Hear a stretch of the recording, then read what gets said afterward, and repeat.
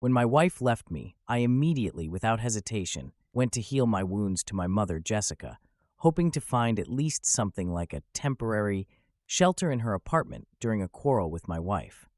Mom had already been safely retired for several months by that time, so now she had enough time to take care of her son, whose morale was at an all-time low at that time. So nothing prevented her from comforting this son of hers and starting to educate him again by quoting her favorite classics and moralizing in the voying style of Mary Poppins or Miss Bach, while I in turn rediscovered a long-forgotten sense of security and human warmth, the same one that I had long forgotten since I was a teenager and my always caring mother, striving to satisfy the slightest of my desires. During this period of my life, I really relaxed. My mother, of course, as I understood it, was happy that I stayed with her even for a while, but still, she eventually pushed me to completely and almost completely move in with her. So I moved all my simple belongings to her, including my beloved Abicycle. So I started my training again on Saturday mornings. So my life, you can say, got better again. So after pedaling on the local highway all Saturday morning, I returned home sweating profusely. Mom immediately told me to take a shower. After taking a shower, I was shaving in front of the mirror when Mom literally burst into the bathroom without knocking. Mom, I didn't have time to get dressed. Yes, I see, son, I'm not deaf yet. I heard the sound of your razor, but I thought you were dressed. And stop being angry because I'm your mother and you're not a teenager anymore. In any case, if you continue to stay with me in my apartment, willy-nilly we will inevitably have to see each other, so to speak, not quite dressed. We're not going to show up in front of each other in evening clothes. Are we?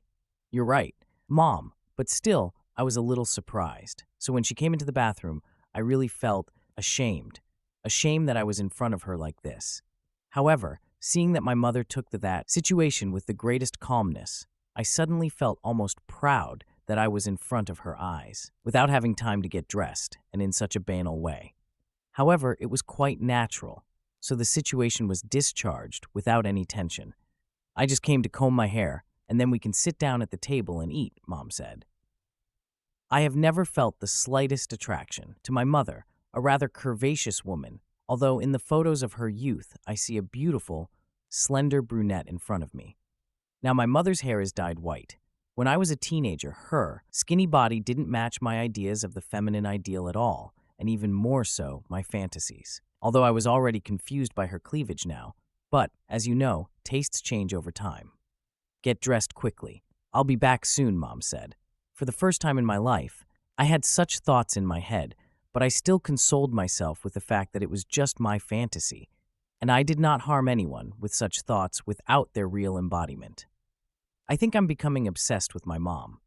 Although knowing, or rather, realizing that nothing can happen between us, we can finally assume that this is a completely normal process of self-discovery, and I have not gone crazy.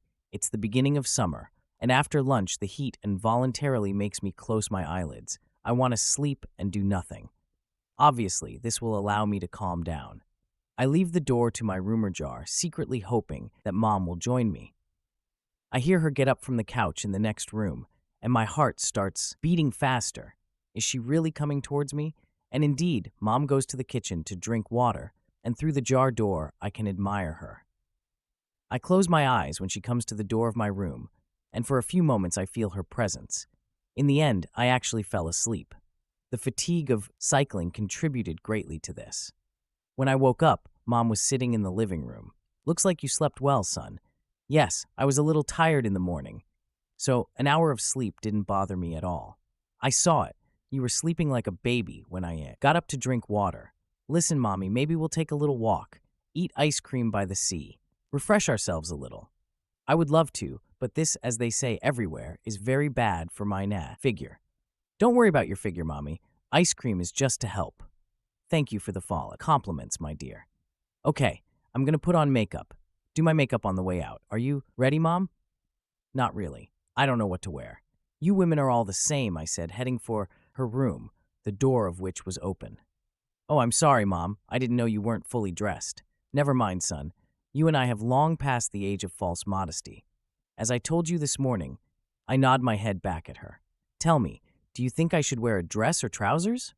Mom, we're just going to the beach, not to a party. Nothing special.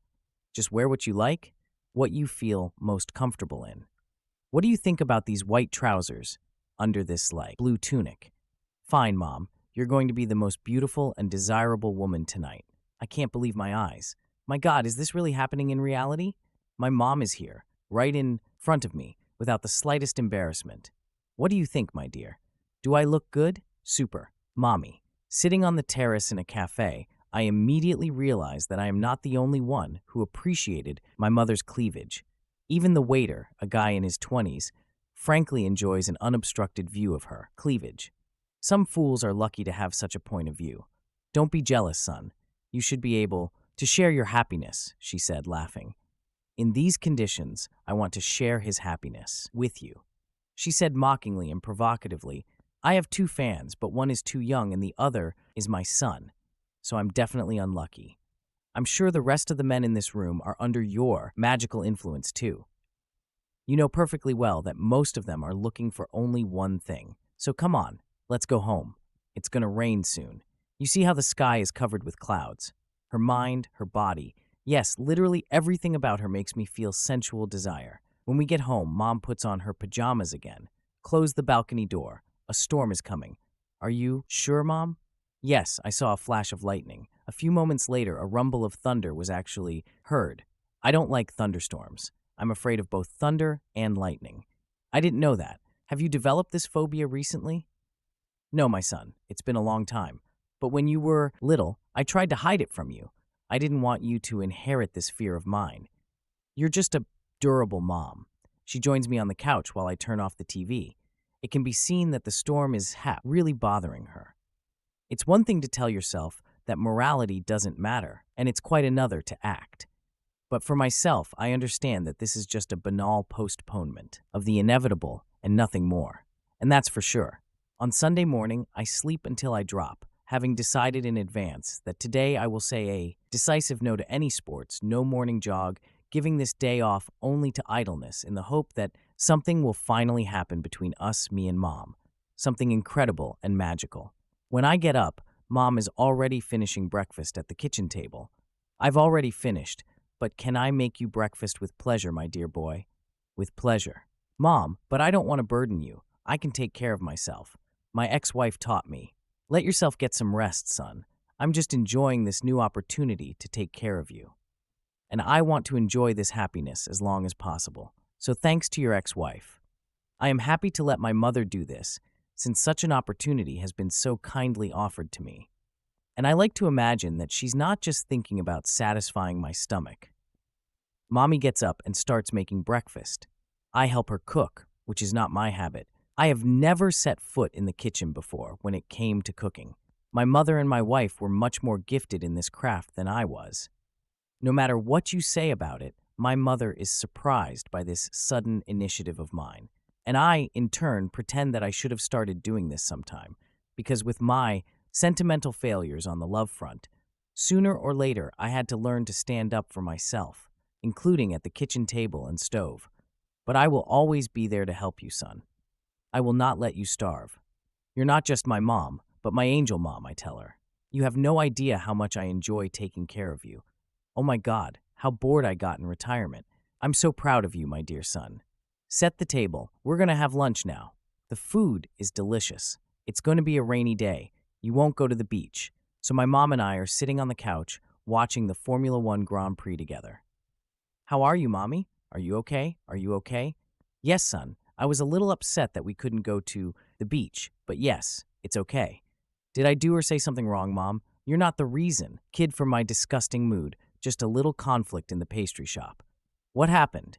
Nothing important, but a few young fools coming out of the pastry shop made me a couple of remarks. That upset me, to put it mildly. They were yelling that I should go on a diet. Let these youngsters say what they want. They still don't understand anything about life or women. You're a charming woman, Mommy.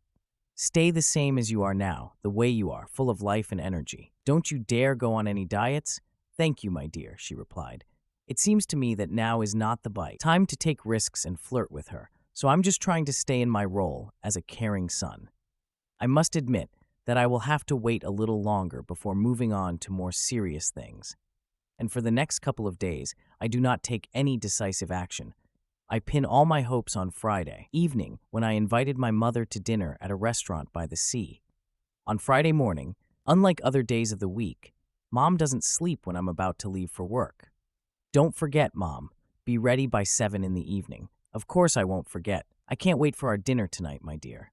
I only got up so early today because I made an appointment with my hairdresser at 11 to be beautiful in the evening. But you're beautiful, Mommy. I enter her bedroom. Mom is sitting on the edge of the bed. Have a nice day, son, she said. And you too, Mom. I'll see you tonight. I'll see you tonight, son. She suddenly leans away from me. After that, I have no doubt that something will finally happen between us tonight. At about 7 o'clock in the evening, I drive up to the house in a taxi and see that my mother is watching me from the balcony and immediately goes downstairs. She gets into the car. You're amazing today, Mom. Your outfit suits you so well, I told her with a mischievous smile. Come on, let's go. I'm hungry, Mom breathed. I admit, at that moment, I caught myself thinking that we really look more like lovers. The traffic light is already green, my dear. I'm sure we're going to have a wonderful evening, she continued, leaning back in her seat. And I'm sure of it too, Mom. I am too. The dinner was excellent, frankly, a success. After the restaurant, we go for a walk along the embankment. On the way back, we sit on an almost deserted beach a little away from several couples in love who, like us, enjoy the starry night and the sea breeze. You're really charming, and if you weren't my mother, I'd be hitting on you right now. So forget for a minute that I'm your mother, and think about what you would say just to the woman who is sitting next to you on the seashore under the starry sky. I've never been very good at this genre. Poetic. Just tell her what's in your heart. I can't stop thinking about you for 1 minute. The worst time of the day for me is when I leave you in the morning, and the happiest time is when I find you at your house in the evening. We are silent for a while, feeling that we are about to take a decisive step in our relationship. It will be more comfortable for us on my bed, my dear. Let's get out of here to our house as soon as possible. When I park my car on the street near my mother's house, my heart starts beating faster and stronger. But now we have to make a little effort on ourselves and keep within the bounds of decency, so as not to give our neighbors a reason to talk. This long-awaited and desired moment has finally arrived. It's like I'm in another world, and I'm making love, which gives me the most wonderful gift in my life, which I could never even dream of. Never in my life. No woman in the world can give me more love and pleasure than she can. This is an incomparable pleasure that takes our breath away. We are in another world consisting only of sensuality and desire. This is space, not the globe. I've been dreaming about this for a long time, and my dream has come true. We made love.